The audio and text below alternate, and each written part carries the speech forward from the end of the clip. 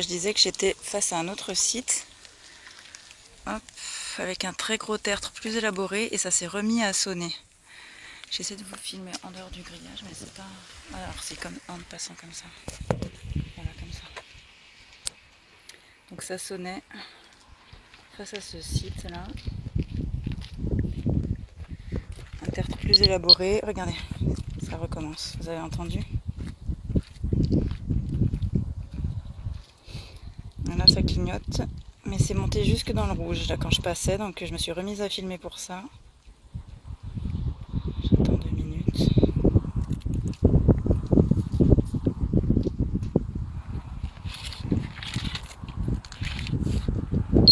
Voilà. Pardon. Le temps que ça fasse le point, excusez-moi, c'est un autre appareil que ce que j'utilise d'habitude. Donc vous voyez que ce tertre, en plus, il a une forme intéressante.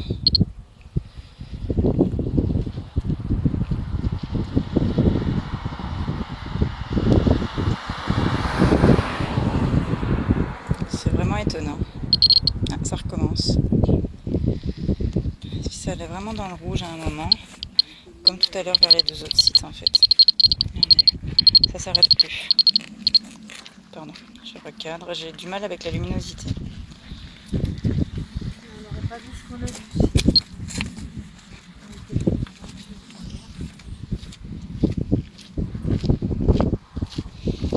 Je vais aller demander si on peut entrer dans les tertres ou pas, pour voir si c'est intéressant ou pas de vous le filmer. Bon alors voilà, hein. Je suis entrée sur le site et là, ça s'affole complètement. Là on est face à la sépulture d'Ergras, exactement. Donc on va s'en approcher.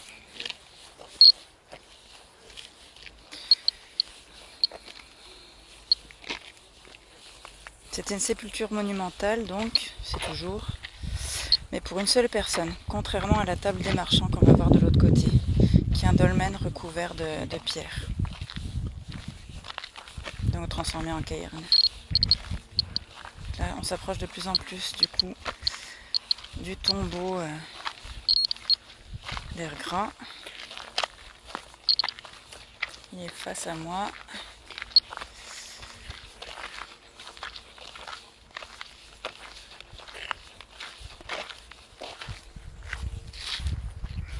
Juste là.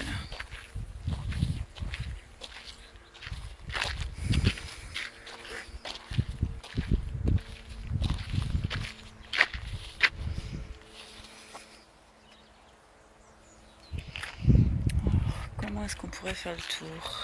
Alors il n'y a pas de porte pour rentrer dans celui-là. Par contre la table des marchands, je vais pouvoir vous filmer l'intérieur. Je vais faire le tour quand même de celui-ci.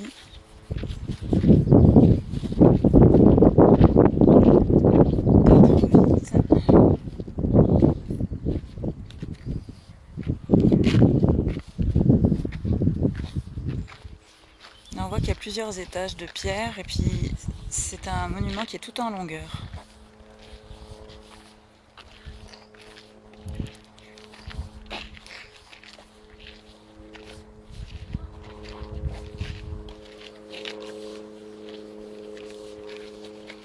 Du coup, on s'éloigne du centre du monument qui était plus élevé.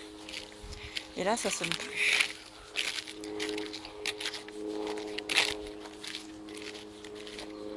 On va passer à l'arrière.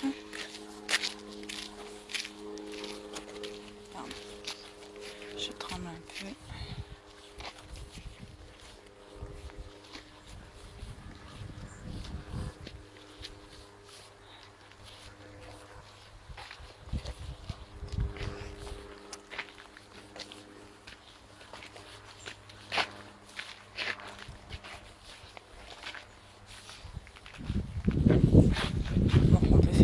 Déjà, je me posais la question. Là, c'est pareil, on voit plusieurs étages de pierre amoncelés. Et on se rapproche de la table qui est au centre.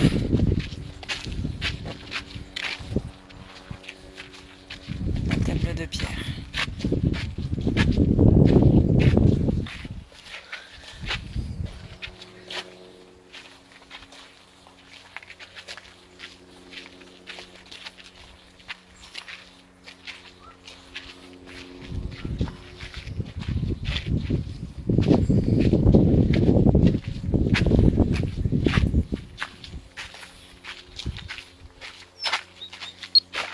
Ça y est, ça recommence. Quand je vous disais que quand on se rapproche vraiment du centre du monument, là où était censé être inhumée la personne donc, du néolithique, ça se remet à sonner. Alors ça devait être normalement un personnage très important pour qu'il ait une tombe individuelle comme ça, un tombeau. Alors, voyez, on est juste là, juste au niveau, le temps que ça fasse le point de la table.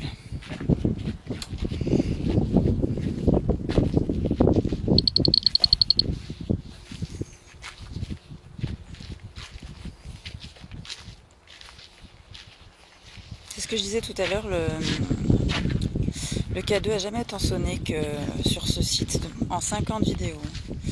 Parce que de l'autre côté aussi, quand on est passé vers l'extérieur du Grand Menhir, de la Roche au Fée, là-bas, ça a sonné dans le rouge tout le temps. On va y retourner bien sûr.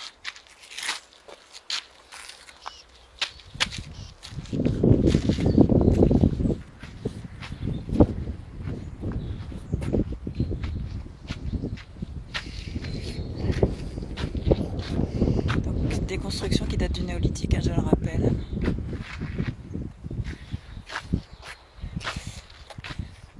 Dans des matériaux qui ont été acheminés de très loin, enfin relativement loin pour l'époque, donc on se pose encore la question de la manière qui a été utilisée pour emmener les pierres monumentales, surtout la roche des fées, la roche aux fées qui est là-bas. On la voit en face, on va y aller aussi. Ah, ça rebipe un petit peu, pardon. Quand je me mets face à la roche aux fées, ça bipe de nouveau. Le Grand Menhir aussi on l'appelle. On va aller voir. Je refilme une dernière fois. Hop.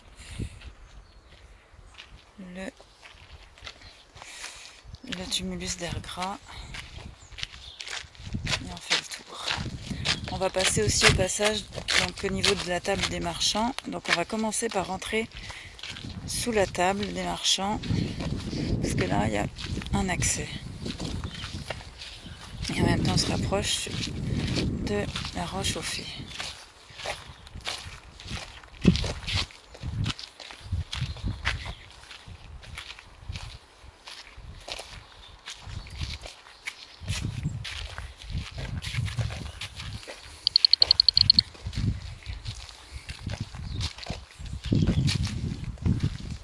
Vous avez entendu, je pense, voilà.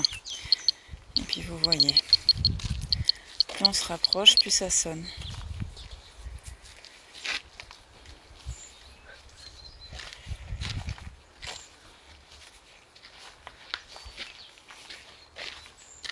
Là on est à la hauteur du rocher, du Grand Menhir.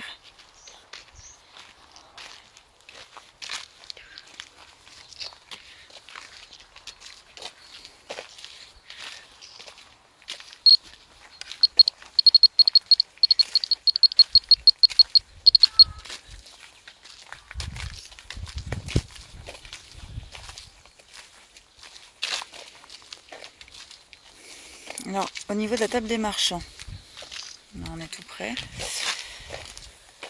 Au départ, il y avait le dessus du dolmen qui affleurait du sol, qui est suite à l'érosion, vraisemblablement, il n'était plus enterré. Et du coup, ils ont restauré, ils ont rajouté des pierres plus récemment pour recouvrir à nouveau. Alors bon, je sais pas si ça a sûrement un intérêt pour la conservation, j'imagine.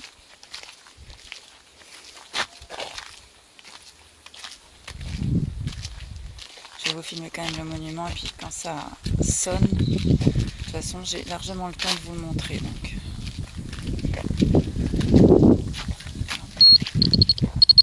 Voilà.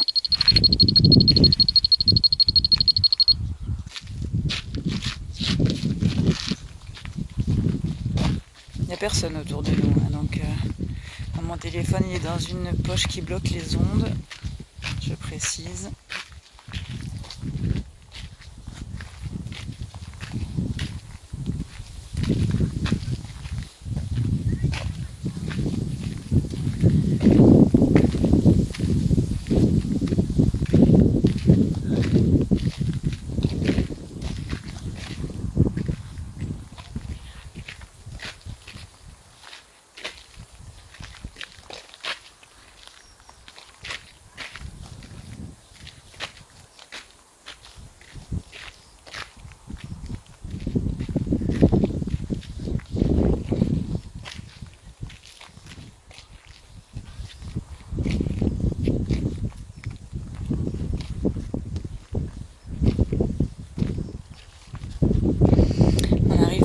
prêt,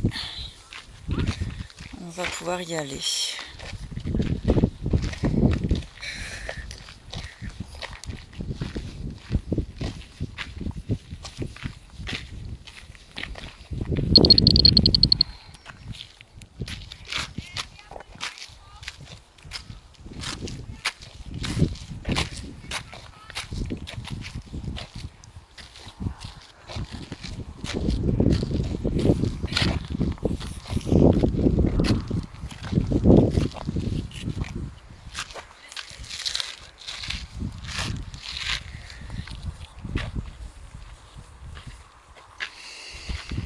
Alors ça a sonné une fois que j'étais face à l'entrée.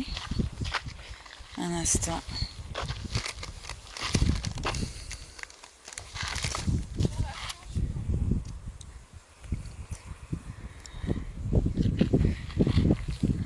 Alors normalement effectivement il n'y a pas de lumière automatique à l'intérieur. Je vais prendre la lampe.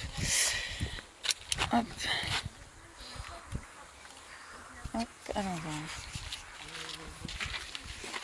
Est-ce qu'elle marche cette lampe? Ah, allez, si c'est bon, j'ai cru qu'elle ne marchait plus. Attendez, je vais vous cadrer ça comme il faut.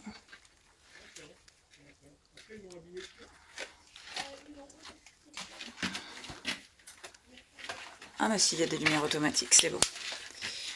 Ça devait être un autre monument qui n'était pas éclairé. Alors ce qui est étonnant, c'est qu'il y a des gravures, donc du néolithique, hein, qui sont vraiment intéressantes. Il y a des petites pierres, des grosses pierres. Et là, la fameuse table. Alors, ça a pas, il n'y a eu aucune transaction marchande qui a été faite dans ce lieu. Hein, c'est bien une sépulture commune, normalement.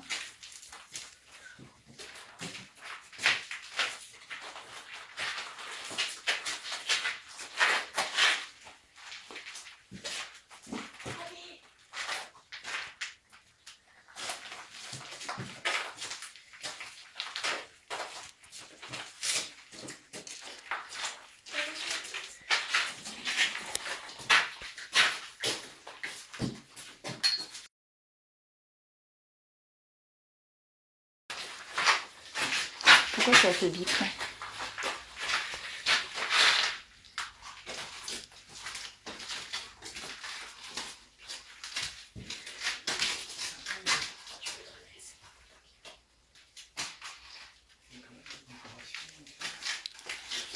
Et sur la dalle aussi au plafond, il y a une hache. Comme ça. Là on a le manche et là il y a le haut de la hache.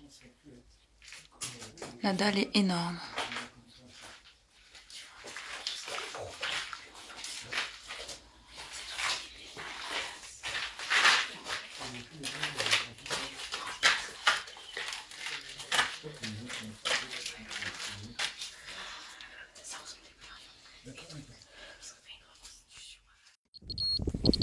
Bon, alors voilà, hop. Là je viens de sortir de la table des marchands et ça se remet à biper, mais il faut dire qu'on se met en route vers la roche au fée. Voilà, c'est juste là.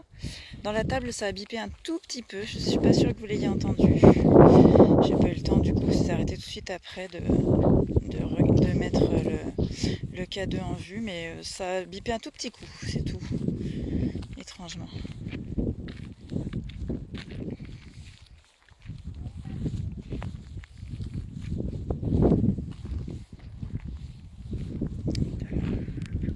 Je filme le tertre.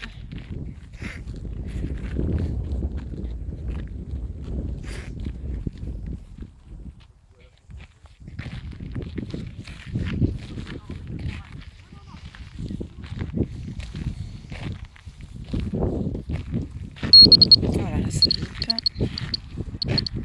Parce que je suis dans le cadre. Oui. Je suis à contre-jour en plus, alors pour cadrer c'est compliqué.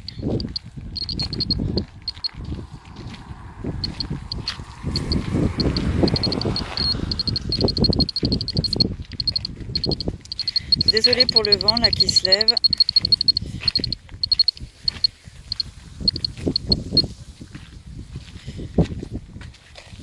Mais là, j'y peux rien sur cet appareil, on peut pas mettre de... Et puis ça marche pas très bien de toute façon de mettre des protèges. attendez, hop. Vous avez dû entendre, là, je pense.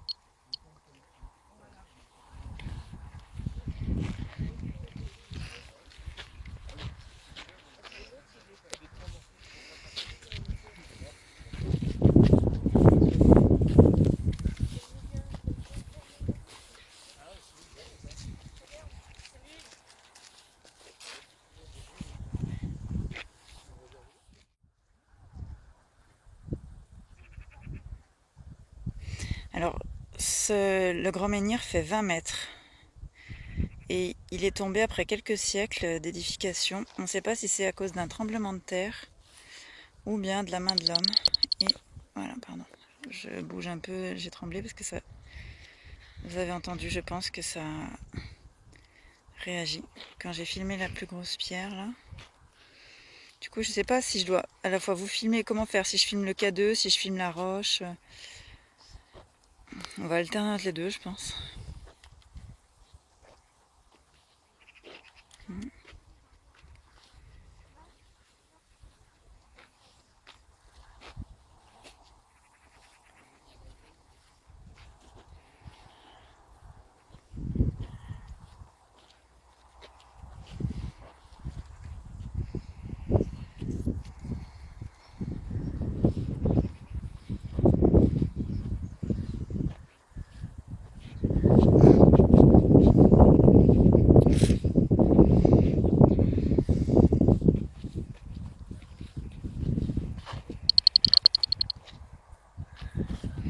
Alors là, maintenant, quand je le mets devant l'écran, c'est trop tard. Après, j'ose espérer que vous entendez le son malgré le vent, mais là, ça s'est redéclenché. Jusqu'à 6 au moins, là.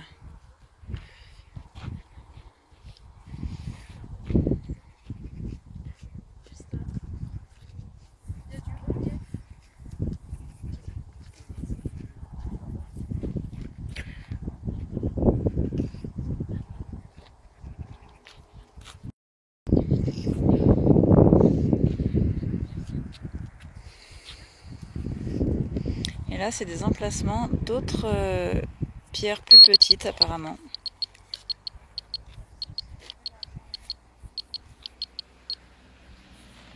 Qui est...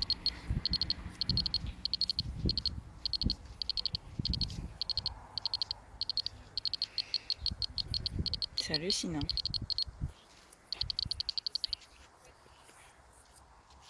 Puis il sonne bizarrement, je veux dire, c'est pas qu'il sonne en continu, c'est que il sonne... Enfin, il n'a jamais fait ça. Donc oui, je disais des pierres qui sont retombées, et là, les petites pierres marquent les emplacements, mais qui étaient plus petites que la roche au fée, qui fait 20 mètres, je le rappelle.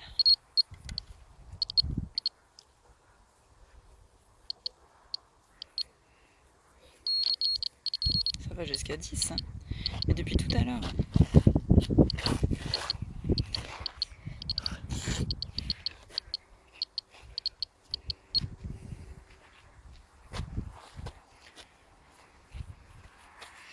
Donc là, juste derrière, il y a la table des marchands. On va refaire le tour par l'autre côté de la roche au fée.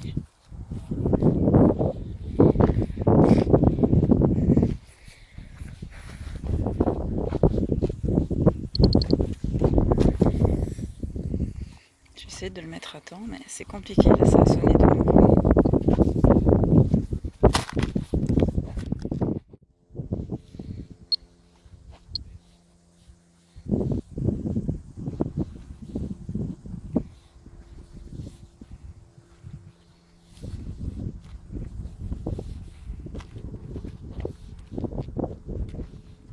Ah, ça s'est légèrement déclenché à nouveau, comme tout à l'heure quand on arrivait vers la pointe.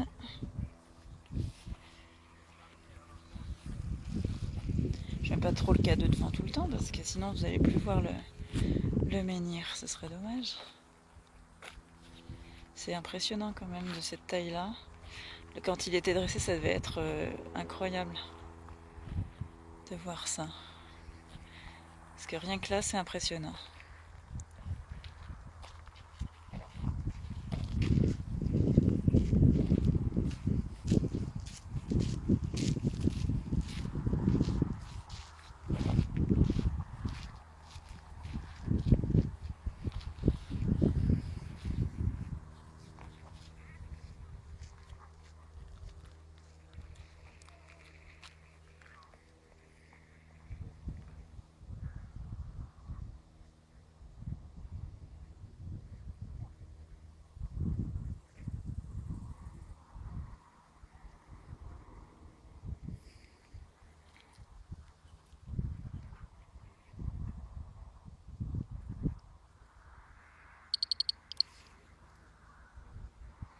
Ça a ressonné. Vers 6 aussi, je dirais. C'était pas dans le rouge, ça c'est sûr. J'ai vu du jaune du coin de l'œil. Je vais faire un test. Je vais mettre le K2 tout près. Je vais pas le toucher quand même. Mais... je sais pas. J'ai pas osé le toucher non plus parce que quand même il y a un certain respect évidemment.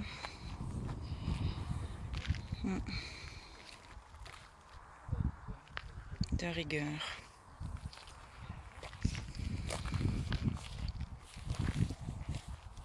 On l'a bien vu, je vais laisser le K2 en vue comme ça. Voilà.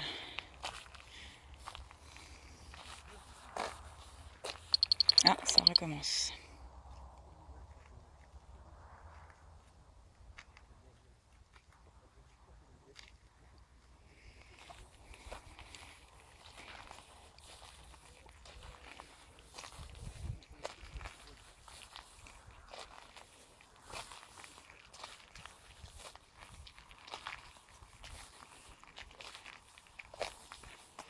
Je vais montrer un peu par ce côté. Là, c'était le socle et la base du menhir.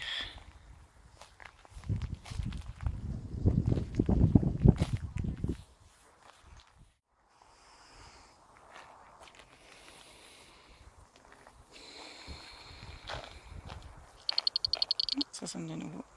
Là, je reviens sur mes pas, je me rapproche à nouveau du rocher. Enfin, je ne m'étais pas tellement éloignée non plus, le temps que ça fasse le point. Voilà, pardon. Je recannerai sur le K2 au cas où.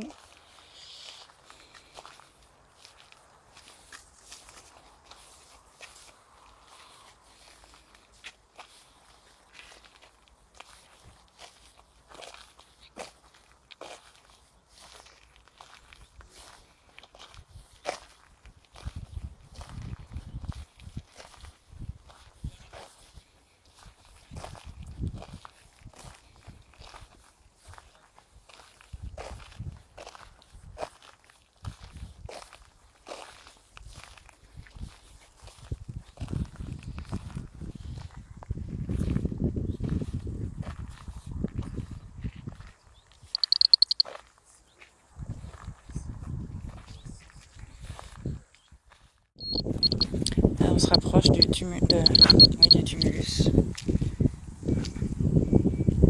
Juste là.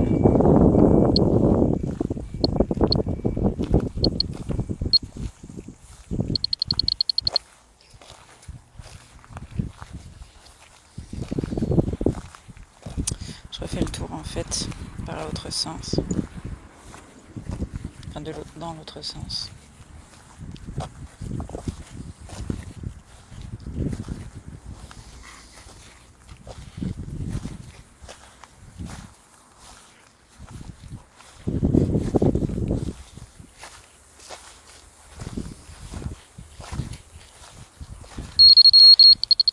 Voilà, donc là je suis devant l'entrée.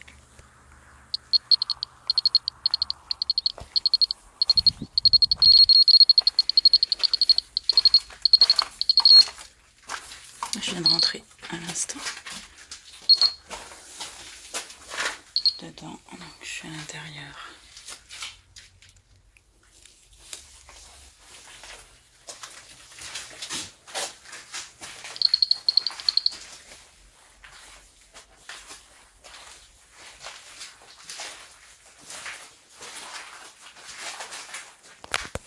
Excusez-moi, hop.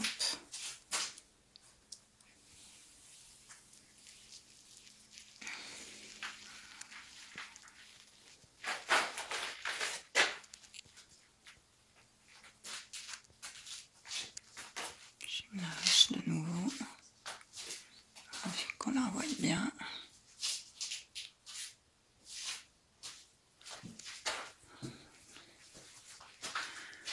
Le mur qui est très beau.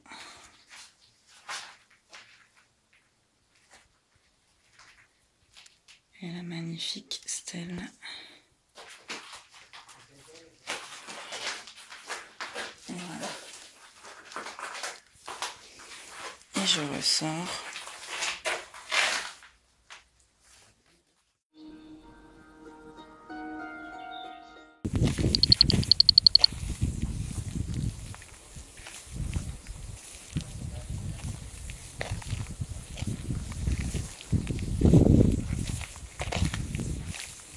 Donc là, on est sur le côté, hein, quand ça a bipé, on est juste là.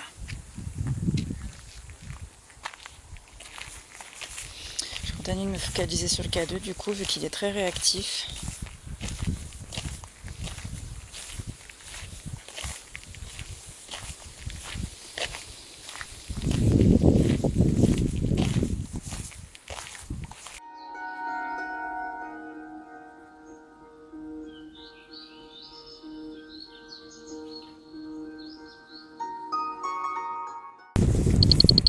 Voilà, on arrive à nouveau près de la sépulture d'Ergra, qui est très très longue, mais vraiment le cœur de la sépulture est juste ici avec la table, on peut le voir facilement, qui est en hauteur. Pardon, j'avais une bête sur la main.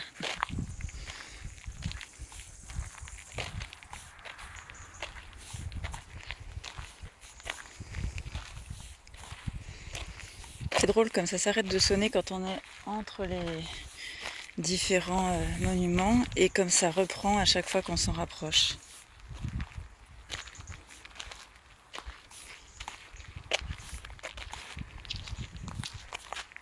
C'est long comme ça. Il y a des pierres jusque là-bas. On voit derrière la roche au fait. Vous avez dû entendre, là c'est monté jusqu'au rouge, j'ai vu. Mais très vite. Je vais me refocaliser sur le K2 du coup. Parce qu'avec cet appareil là, je ne sais pas comment le son va rendre et je ne sais pas si vous entendez vraiment bien quand il se met en marche.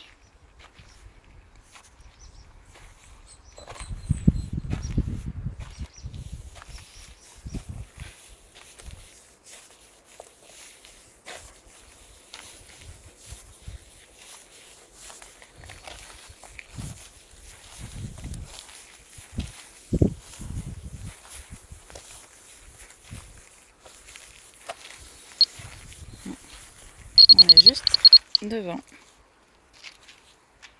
Tout juste.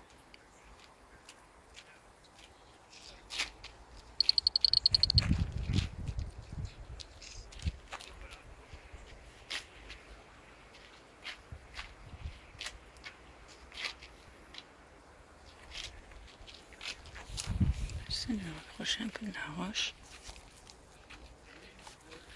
Voilà, ça c'est juste des roches d'habillage.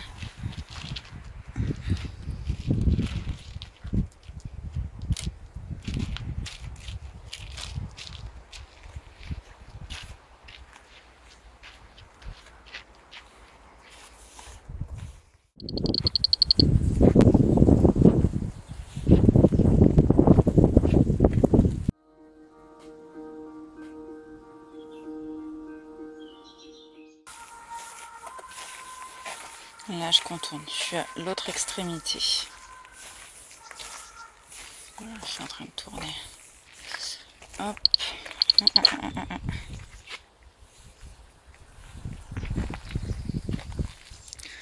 Alors pour le point, c'est compliqué hein, parce qu'il y a un objet devant l'appareil. Donc soit il fait le point dessus, soit il fait le point après sur le monument. Voilà.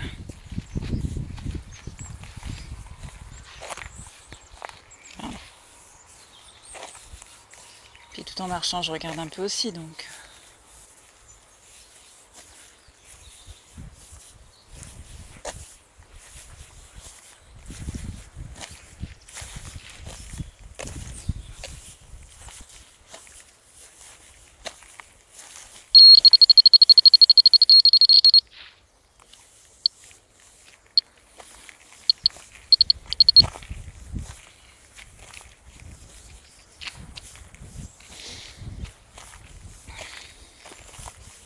Je vais me remettre une dernière fois à la hauteur là, de la stèle centrale, là je m'en rapproche. Et après je vais faire un test avec la radio, je pense, rapidement, que je débrieferai après finalement, comme d'habitude, au montage pour voir avec un son un peu poussé ce que ça donne.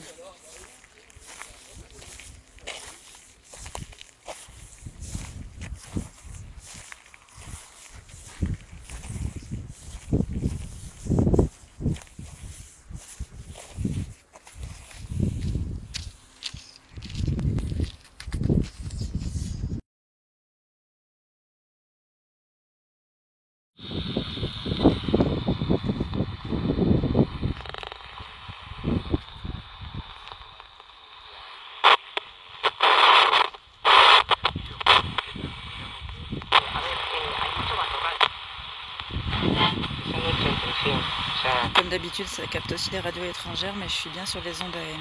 En France, on n'en utilise plus, mais dans les pays limitrophes, on utilise encore des ondes AM pour les radios, pour les diffusions.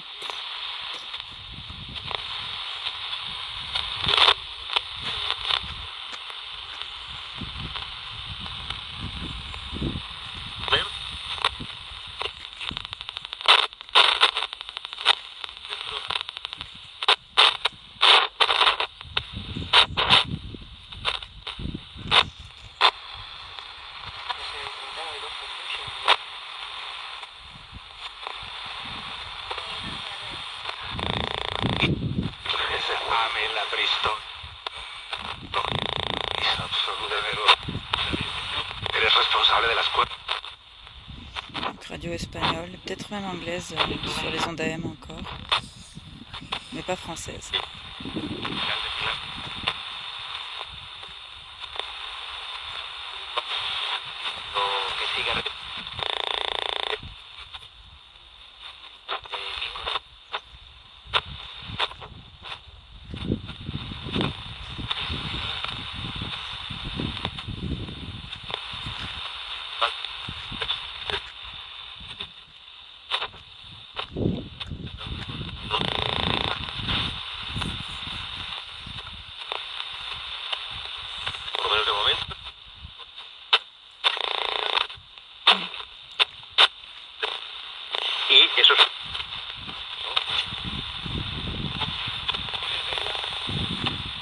Bon, je les ai balayés 2-3 fois, enfin plus que ça. On verra ce que ça donne lors du montage, je réécouterai ça avec attention.